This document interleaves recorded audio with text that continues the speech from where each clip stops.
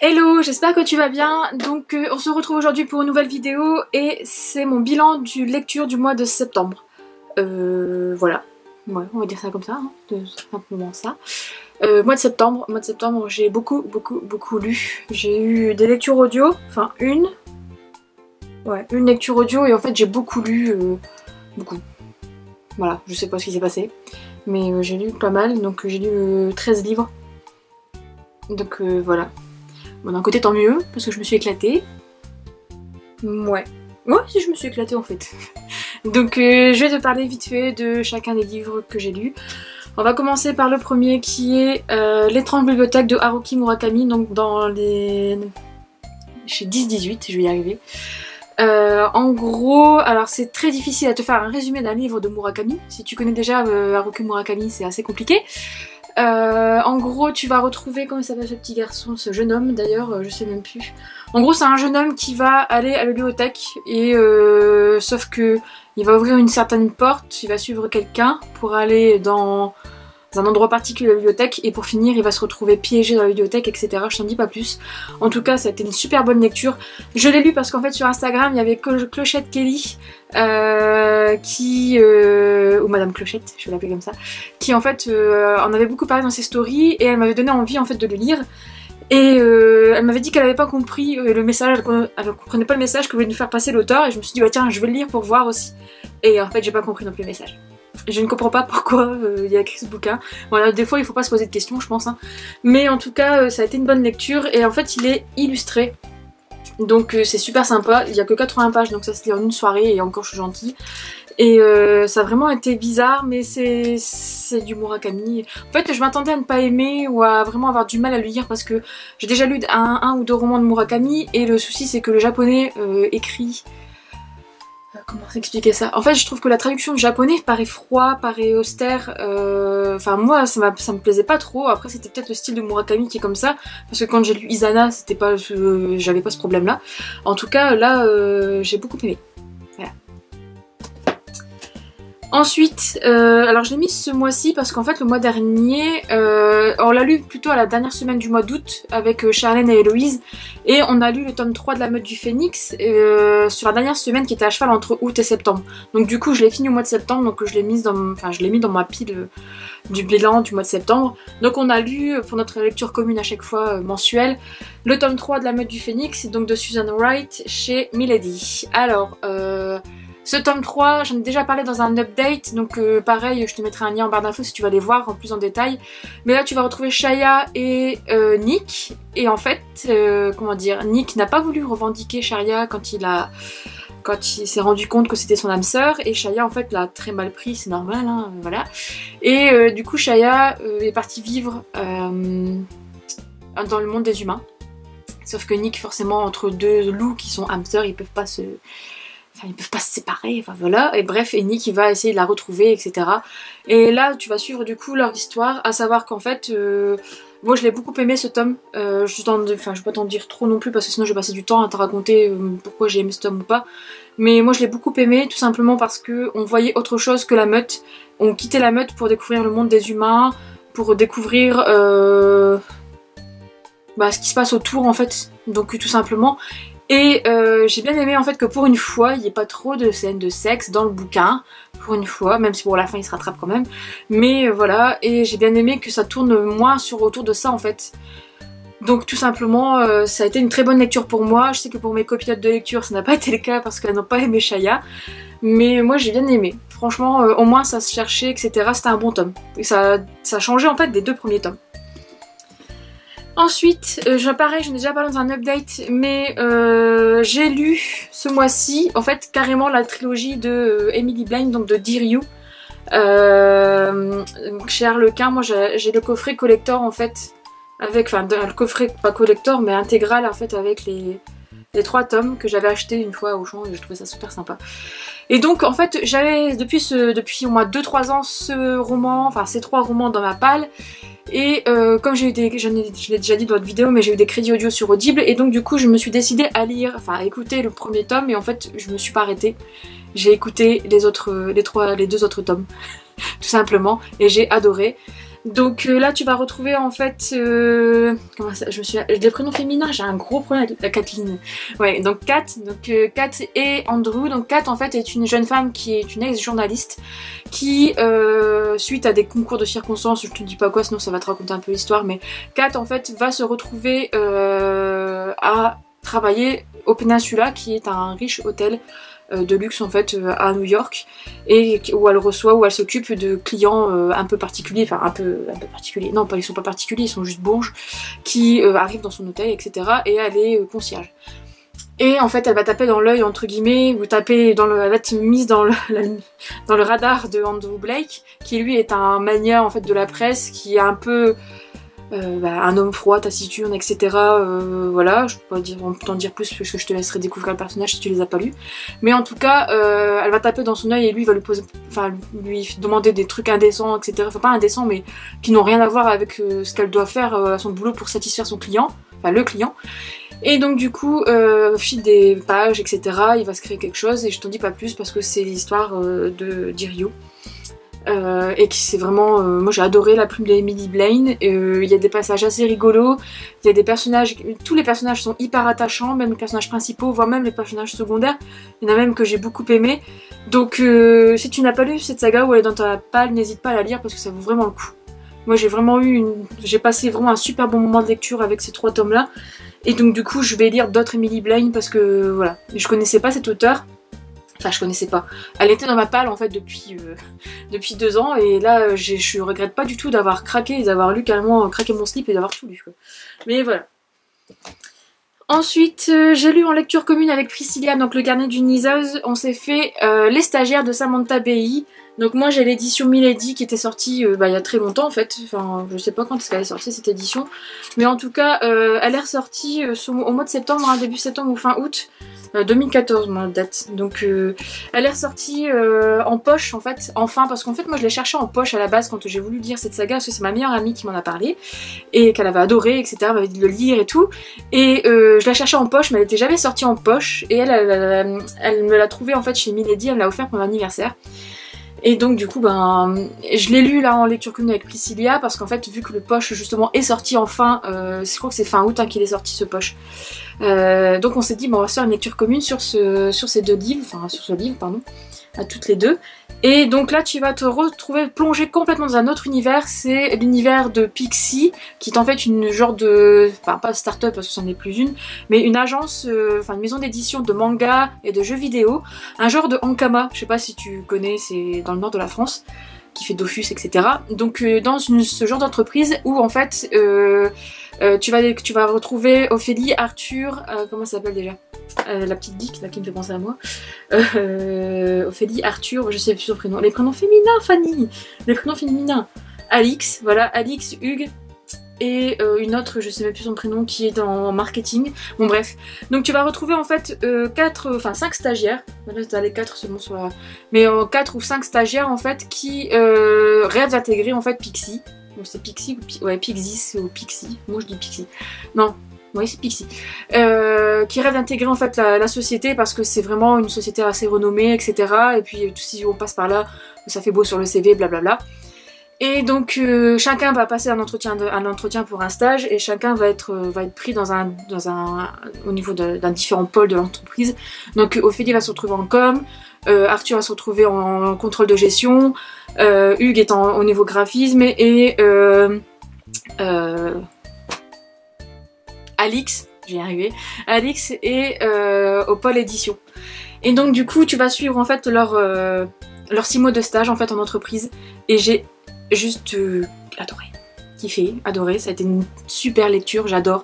En fait j'avais déjà lu un roman de Samantha Bei, donc c'est Ce qui nous vit, j'avais beaucoup aimé, et là j'ai j'ai encore plus aimé, voilà, tout simplement. Samantha Bailey, elle arrive à incruster des références qui te collent parfaitement en fait, même si c'est sûr, les références qu'elle arrive à mettre dans le bouquin, c'est un truc de dingue, et ça va vraiment te rappeler plein de choses que c'est sûr que tu as vécu en stage ou en entreprise, ça va te rappeler plein de choses. Il y a des situations vraiment qui moi m'ont fait sourire et tout, et il y a des passages aussi qui m'ont fait beaucoup rire, surtout le personnage, en fait il y avait le personnage d'Arthur que je n'aimais pas au début, enfin qui était un peu bizarre, et en fait après il est de, enfin plus on voyait son évolution au bout des 6 mois, et plus en fait il touchait.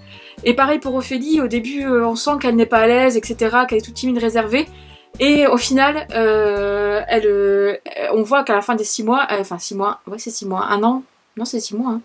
Ouais, donc à la fin des 6 mois, on sent qu'elle est différente, que ça l'a fait évoluer. Donc c'est vraiment un bouquin que j'ai adoré, les références à Nana, les références à l'univers geek, otaku et tout, ça c'est vraiment le truc que j'ai kiffé. Et donc si tu n'as pas lu, n'hésite pas, saute dessus, surtout si tu es en période de stage, ça va vraiment te rappeler des souvenirs ou pas, peut-être des mauvais souvenirs, je suis désolée, mais en tout cas c'est vraiment une superbe lecture que je recommande. Tout simplement, il faut le lire. Alors ensuite, je me suis fait une petite pause et j'ai lu ça très vite, parce qu'en fait ça faisait un moment qu'il est dans ma palle, et j'en parle dans un prochain update. Mais j'ai lu, enfin parce qu'il était dans ma palle depuis sa sortie, la saison 2 de Last Light, donc le tome 2 de la saga Night Hall de M. Pierce. Donc c'est dans les éditions, dans la collection blanche de chez Hugo Roman, mais aussi New Romance, donc je sais pas, c'est un bordel.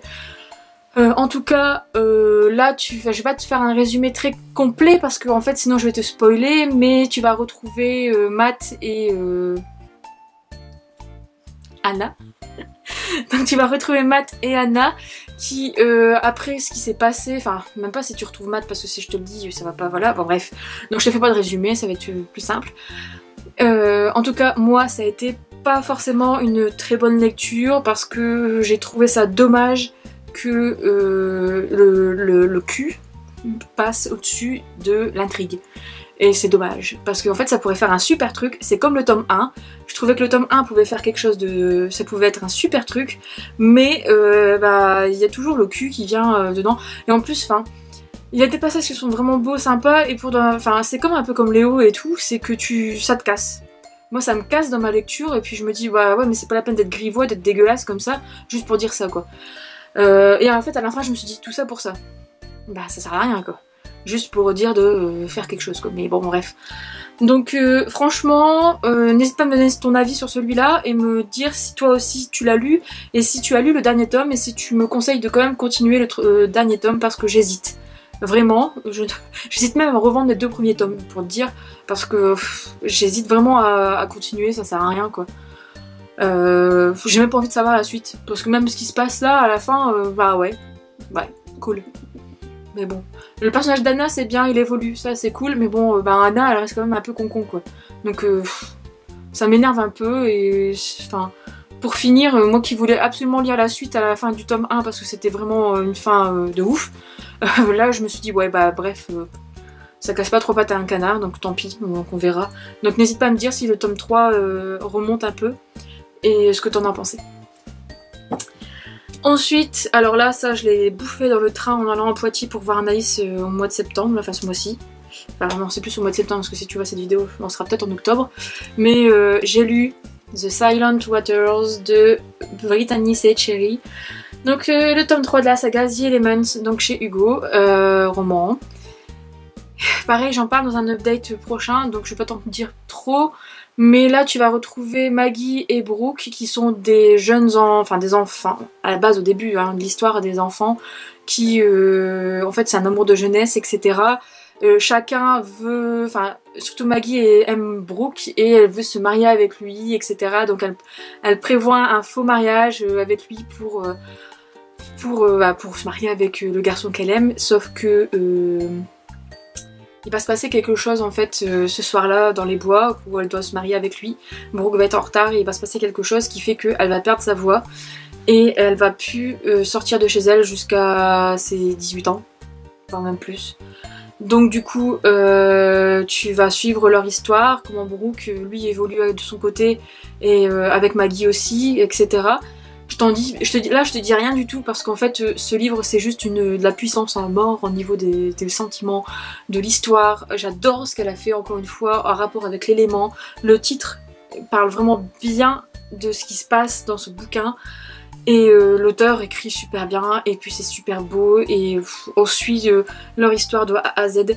Il n'y a pas il y a pas de enfin à côté de ça il n'y a pas photo quoi. T'as aucun passage comme dégueulasse, entre guillemets, dégueulasse, qui sont pas si crus, etc. C'est beau, c'est beau. C'est une belle histoire d'amour, une belle histoire d'amitié, de famille, de lien, de tout ce que tu veux. Mais bref, le nombre de post-it en parle, hein. Je me suis lâchée, j'étais dans le train, je pense que les gens ont dû se dire mais elle est folle, pourquoi elle met des post-it dans son bouquin elle. Mais en tout cas j'ai adoré. Alors le seul truc que je regrette c'est que moi j'avais adoré dans le tome 2 les phrases courtes, comme je disais, concises, etc. qui marquaient les sentiments des personnages. Là il y en a pas. Enfin il y en a pas beaucoup. Enfin il y en a un peu, mais c'est pas pareil et ça m'a manqué un peu d'intensité à ce niveau-là, mais à côté, il y a l'histoire à côté qui rattrape tout, parce qu'en plus, il y a un petit univers de musique, de groupes de musique, etc. Ça, les choses que j'adore. Donc franchement, lis-le. Même si je sais que tout le monde l'a déjà lu, et que voilà, mais il faut le lire, hein. Voilà. Ensuite, je me suis remise à la lecture d'une saga, je sais pas pourquoi, je l'ai vu dans ma bibliothèque, je l'ai pris et pouf. Je l'ai sorti, c'est le tome 2 de la saga Legend en fait de Marie-Lou, donc Prodigy, donc là c'est chez le livre de poche. Là tu vas retrouver Day et June après certains événements qui se sont produits à la fin du tome 1, donc je te dis pas quoi. Et tu vas les suivre en fait dans leur quête pour survivre et pour on va dire ça comme ça. Franchement au départ j'ai eu un peu de mal à me replonger dedans, je m'étais dit ouais je vais pas réussir, en fait c'est plus de l'appréhension, j'étais en train de le lire mais ça allait, mais j'avais plus l'appréhension de pas replonger dedans parce que ça faisait un moment que j'avais lu le tome 1 et j'avais un peu peur, sauf que la plume de Marie-Lou en fait qui est super fluide et addictive, et surtout le fait que les chapitres, le chapitrage est vraiment bien foutu parce que tu as un chapitre du point de vue de June, un chapitre du point de vue de Day, et ça c'est cool parce qu'en fait du coup ça te marque une certaine action et tu vois des événements qui se déroulent du point de vue de June, puis après ça, tu sais qu'il va se passer quelque chose du point de vue de Day mais tu sais pas quoi et tu vois plus en détail et c'est vraiment super bien foutu, donc j'ai replongé en fait dans l'histoire à fond, tout simplement. Après l'arrivée j'ai adoré, et surtout ce qui se passe à la fin, ce que tu sais à la fin, tu te dis oh non pourquoi. Donc du coup j'ai le tome 3 dans ma palle, hein, donc je pense que je vais le lire bientôt parce que c'est pas possible. Oh, c'est dégueulasse, ça m'énerve, j'aime pas quand c'est des trucs comme ça. Mais bon bref, donc si tu l'as lu n'hésite pas à me donner ton avis aussi, parce que là ce tome 2 en fait est autant la hauteur que le tome 1 pour moi. J'ai beaucoup aimé et il y a vraiment beaucoup de rebondissements, on apprend plein de choses, donc ça vaut vraiment le coup. Alors celui-ci je t'en parle aussi dans un update, donc je pense que je vais le mettre bientôt en ligne après cette vidéo là, ou peut-être après une autre, je sais pas, je verrai. Mais en tout cas j'ai lu Rock Addiction de Nalini Singh. J'ai lu, d'ailleurs je te passe un message dans cette vidéo pour savoir, bref. Tu verras. Donc j'ai lu ce tome là, ça faisait un moment qu'il était dans ma palle. En fait depuis le jour de sa sortie, je l'ai acheté parce que je m'étais dit oh un résumé comme ça peut être que cool. En gros tu vas rencontrer Molly et Zachary Fox, donc Fox, qui en fait Fox est le chanteur et le guitariste d'un groupe de pop, enfin de rock hyper connu dans ce monde là, hein, dans cet univers là. Et il est en tournée en Nouvelle-Zélande. Et il va rencontrer à une soirée caritative, entre guillemets, enfin une soirée qui est organisée par son agent. Il va rencontrer Molly, et en fait, s'il devait passer Arriva, il va se taper Molly, et Molly va se taper Fox, et puis voilà. Donc déjà, là, ils se connaissent pas, puis pouf. Donc ça, moi, déjà, ça va un peu couper. Bref, et sauf que Molly, en fait, a du mal enfin, elle, ça sera juste pour se dire histoire d'un soir, hein, comme ça. Et sauf que Fox, en fait, sent tout de suite une attirance avec elle, et lui, elle, pareil, forcément. Sinon, ça serait pas marrant. Et sauf que, donc Fox, comme le couple va rester un mois en Nouvelle-Zélande, il va proposer à Molly de poursuivre leur idylle, entre guillemets, pendant un mois. À savoir que le problème, c'est que Molly a du mal avec le fait qu'il soit célèbre, vu qu'elle a eu des choses bizarres, enfin pas des choses bizarres, mais elle a eu quelques histoires avec la presse quand elle était plus jeune, via son passé blablabla, donc je dis pas trop parce que pour finir, bref, si tu le lis, c'est tout ça pour ça aussi. J'ai trouvé ça un peu dommage, mais bon, et donc elle va du coup accepter ces 1 mois, et après ben, tu verras, je t'en dis pas plus.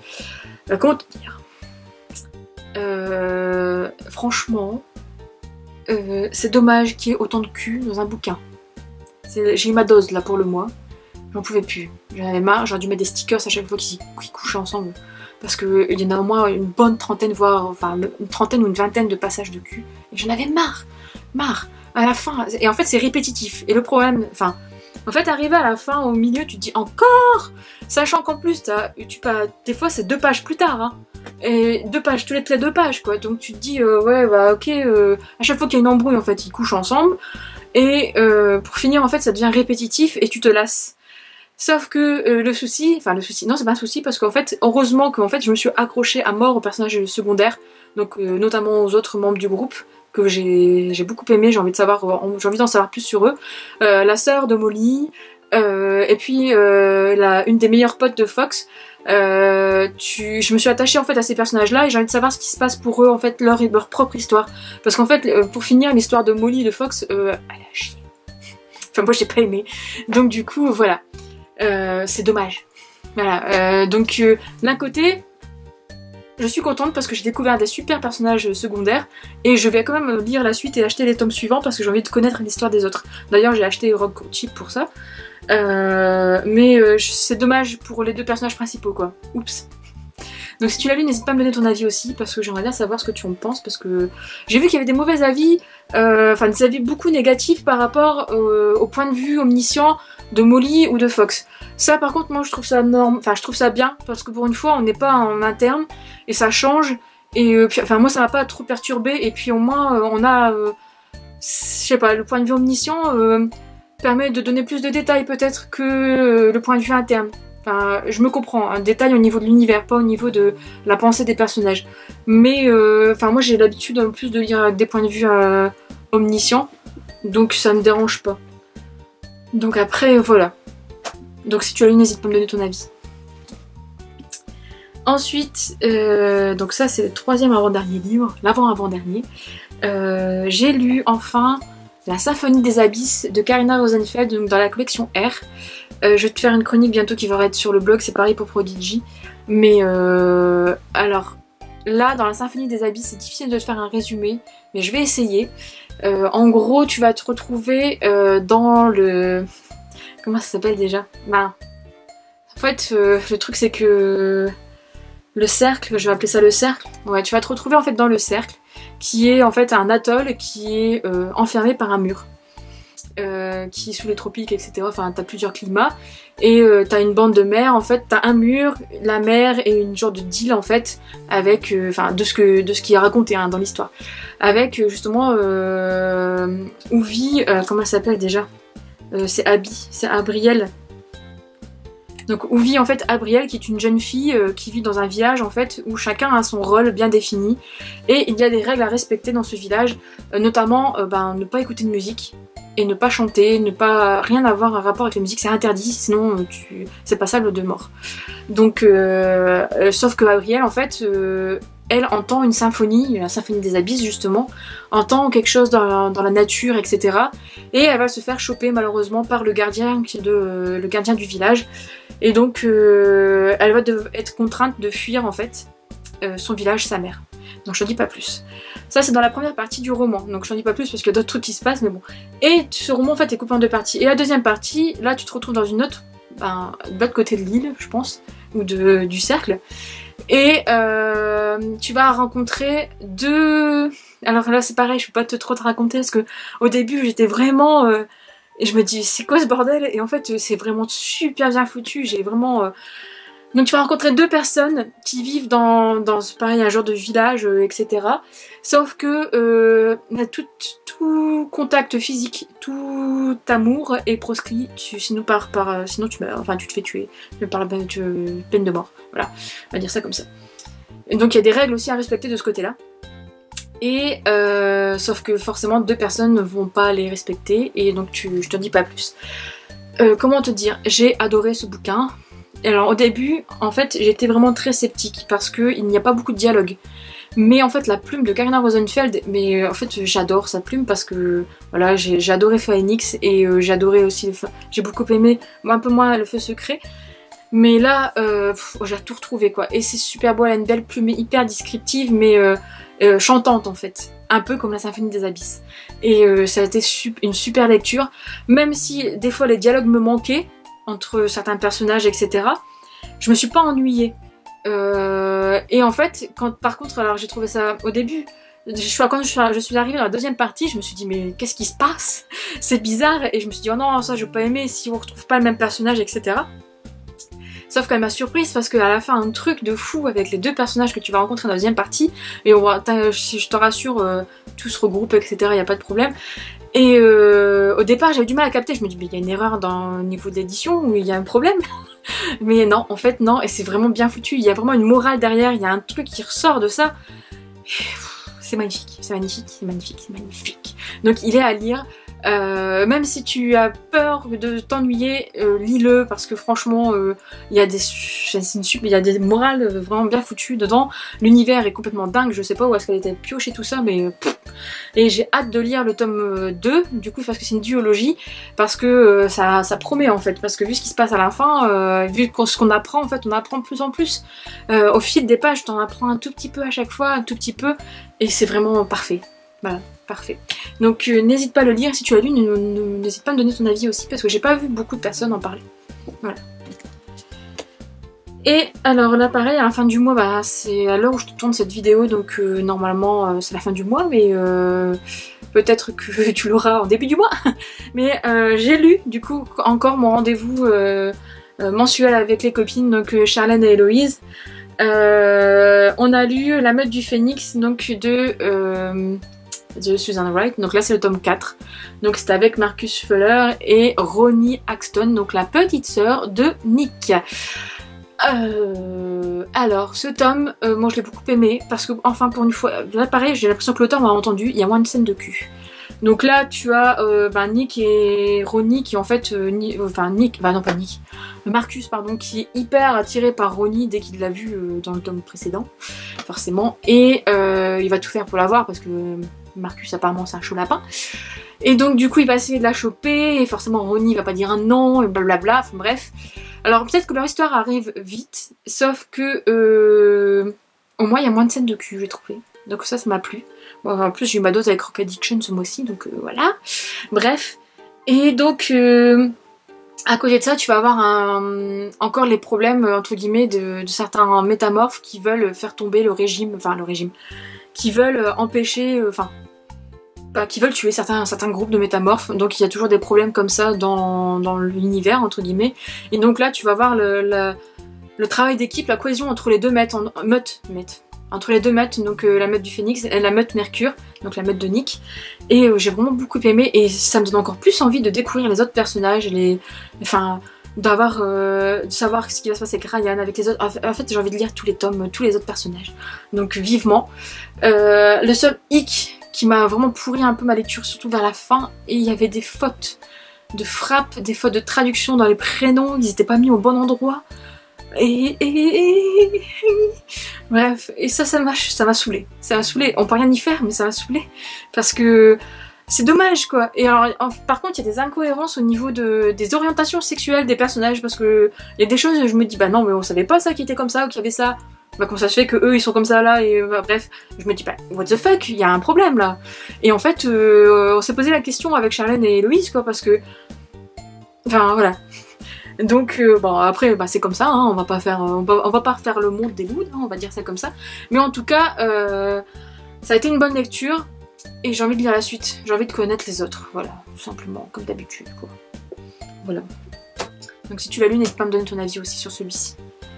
Et le petit dernier que j'ai lu ce mois-ci, alors lui je l'ai bouffé, c'est The Mistake, la saison 2 de Off Campus, donc de Elle Kennedy, donc chez Hugo dans les poches. Et ce livre, ben, je l'ai dévoré en 2 jours, tout simplement parce que c'est hyper addictif. Donc là tu vas retrouver Logan, donc c'est un des potes, le meilleur pote de Gareth, du tome 1. Logan qui en fait va rencontrer Grace, et Grace qui est une première année, et en fait le truc c'est que Logan va merder, forcément. Et Logan va merder, et donc Grace va essayer de... il va essayer de la reconquérir, etc. Sauf que lui, il y a des problèmes perso assez importants. Elle, elle essaye de faire sa première année, etc. Mais de plus se laisser avoir, etc. Bon bref, j'ai adoré. Aussi, j'ai passé un super bon moment là. Et j'aime bien cet univers en fait au niveau de la fac. Ça change un peu. J'en lis pas trop souvent et en fait ça change. Et puis j'aime bien ces petits hockeyeurs là, ils sont super sympas, ils ont l'air tout mignons. Ils ont l'air en fait hyper... comme des gars de la fac en fait.